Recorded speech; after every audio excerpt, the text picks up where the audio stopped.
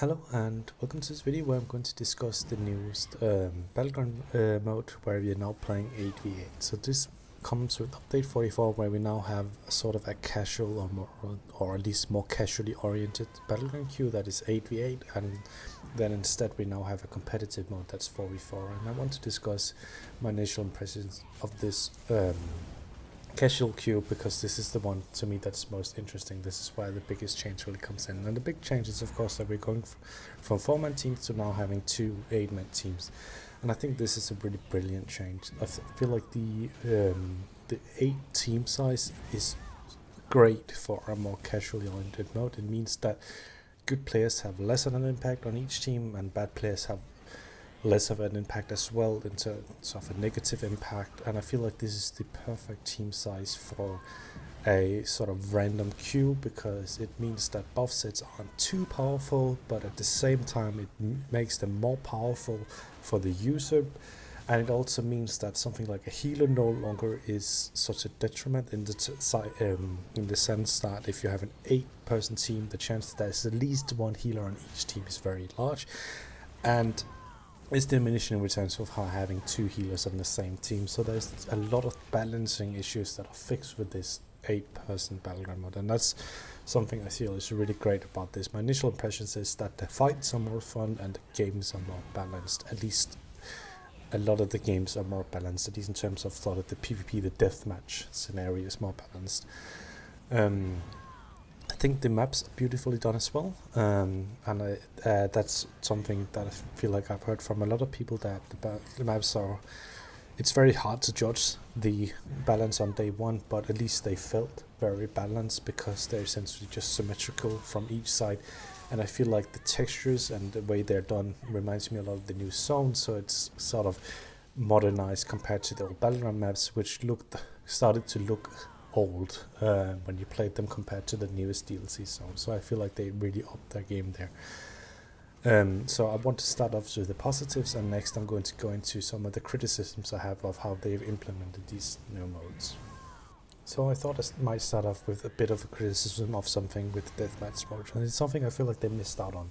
They had the opportunity now to rethink the game mode, and they chose not to do any changes to deathmatch. And what I feel like needs to be changed with deathmatch is something that SOS actually thought of when they made the original Cyrodiil mode, and that is feeders. So what happens in deathmatch most often is that there's one weak link, maybe 2 weak links on each side, and these are the players that the good PvP players will hunt down over and over and over again, which means that 1 or 2 people will be responsible for the majority of the deaths on that team, and this is of course not too much, you can't blame them too much in a casual mode. But what they should have done is think back to when they made Cyrodiil. What happens in Cyrodiil is if a player dies over and over and over again, they start to become less AP. This should have been a change to deathmatch, whereas if one player gets more than 10 deaths, well then they will only count 1 point or maybe 2 points towards the counter, and this incentivizes people then to focus the more tanky and better PvP players essentially. And this change should have been done. I feel like with now that they are rethinking Battlegrounds, this should have been a change they implemented. They already knew about this back when they launched the game. They should have implemented this in Battlegrounds a long time ago, and especially now in Battlegrounds when they're as large as they are right now. Probably the worst game mode right now is actually the Chaos Ball game mode. This was the game mode that was changed the most, and the problem really comes down to the fact that they've added 3 balls, but we still get the same problem that we've seen with Chaos Balls always. But the main problem that they wanted to fix with 3 balls was that what would happen in Chaos Ball is that one very, very tanky, almost troll tank build, quote unquote, would pick up the ball, be impossible to kill. Eventually they will die, but then they'll get the ball again and they will be essentially unkillable and win the game by doing this. And by the thought was, well, if we have 3 balls, well this person can't have as much of an impact, and they kind of fixed this issue. But the problem with Chaos Ball is what happens in every single game I've played. This is about 5 matches. One team gets 1 ball, brings it to their spawn, the other team gets 1 ball, brings it to their spawns, and then one of the 2 teams will also get the 3rd ball, bring it to their spawn, and they will just sit here the entire time while the rest of the map PvPs. And think that what they need to do about Chaos Ball is something they should have done a long time ago again, is that the Chaos Ball shouldn't be able to be taken very far from its spawn. So there should be a ring around this pickup zone for the Chaos Ball, where if you bring it outside this ring, you start taking enormous amounts of damage. Essentially it ticks up faster, or something that forces the player to stay near the spawn, and in this way they can no longer just bring it somewhere safe and then just sit there and be tanky with it. This is what should have been done about Chaos Balls, and I think this is the best way of fixing it, because otherwise we'll just be having this same issue where where the Chaos Balls just sit in the spawn while the rest of them are PvPs.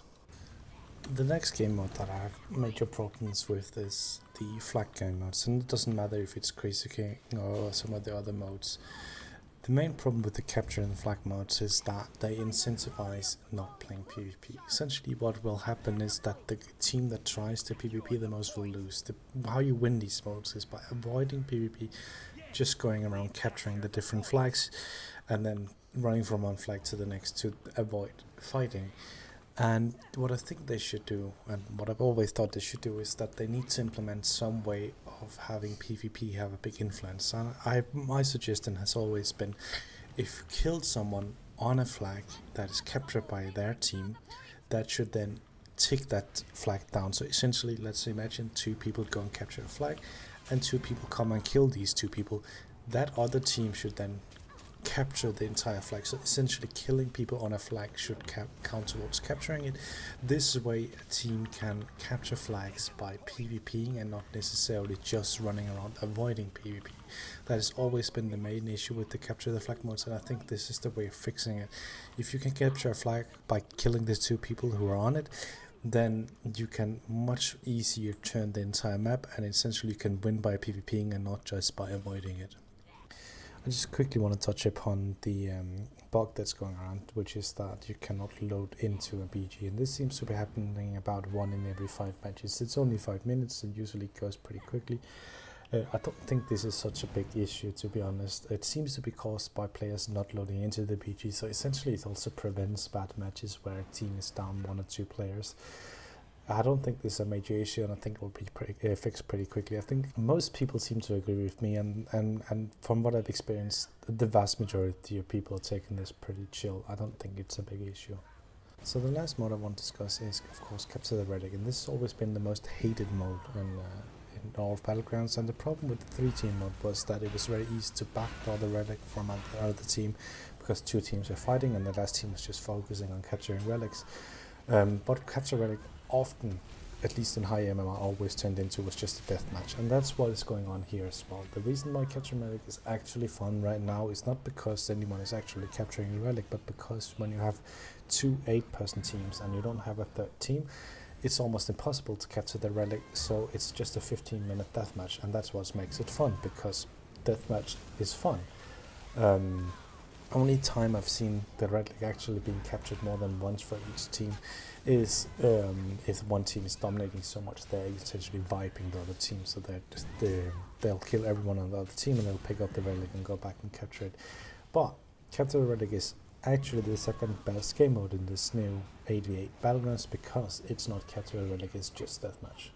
So the last thing that I want to touch upon is the Powerups. So these power sigils that we know from arenas and the very, very original Battlegrounds is back. It's only in this 8v8 more casual mode, so it's out of the competitive mode. I think that's a really good thing. I like what they do. So you saw me using one earlier where I got a lot of ultimates so that I can get my barrier off and save my team. Where I really like it, and where I can spice up the gameplay so you can turn around a fight that was otherwise lost. And I hope this is what the power-ups are going to be about. What I'm afraid of is what I've seen a lot of also is that, for example, bomb necromancers camping the ultimate power-up so that they can get ultimate quick and go back to bombing the other enemy team. And I feel like something could be done about this, some sort of cooldown where a person cannot pick up the same sigil multiple times. So if, for example, a necromancer player is camping the ultimate sigil, he can do that once, but otherwise other teammates need to pick up the buff for him. So for an entire match he has a cooldown for this specific buff. I feel like that would help a lot, so that instead of it being something you camp and abuse, it's something that's spontaneous and can spice up and turn a fight and sort of change what is going on. So like for example, what we saw me using a ultimate sigil to turn a fight that was otherwise lost. I want to wrap this video up with my final thoughts, because I've spent some time criticizing some of the game modes now, but I also want to go back with what I started on with, which was that I really do think Source hit the nail with this patch. Essentially what they did was, by splitting the queues in two, they did achieve what they set out to do, which was make Battlegrounds more approachable for newer players. I think the idea of having 8 people on each team is very, very good. Essentially what you achieve with this is that a very good player, as I said in the beginning, does not have as big an impact, and a very bad player does not have as big an impact, which means that you can feel much more comfortable going in, not fully geared necessarily, just to have fun. At the same time, by having the competitive mode, they also appeal to the more hardcore PvPers by having something they eventually, hopefully, will be built to work towards. I hope they do the same thing they did with Tales of Tribute, with exclusive rewards and so on for the people that play the most. So a very, very good patch in terms of what they set out to achieve. Of course, there's some few things that I can criticize, but my full experience of the new Battleground mode is that these fights with 8 people on each side feels like some of the best PvP I had in Cyrodiil. It's not small scale, but it's not necessarily huge large scale, and what we achieve by having it in a Battleground is that instead of having these performance issues and spending half the time riding across the map to chase this PvP, we can just load up the queue, we'll instantly pop it, almost instantly pop it, and we'll be fighting in an 8v8 Battleground in no time, and these are some good fights. Of course, sometimes you're going to get a BG where one team dominates the other, but overall I feel like the vast majority of the ones I queued into were decently balanced. Of course, one team did win by at least a large margin, but it felt like it was fun to play, even if I lost, and that's what's most important, that you have fun when you play. And that was pretty much it for this video. I'm going to let this BG run its course, because this is one of the best PvP fights I've had since I can remember it. And this was on day 1 of this patch. This is me playing the PvP healer build that I made a video about recently, so if you're interested in the build, the video is up on my channel.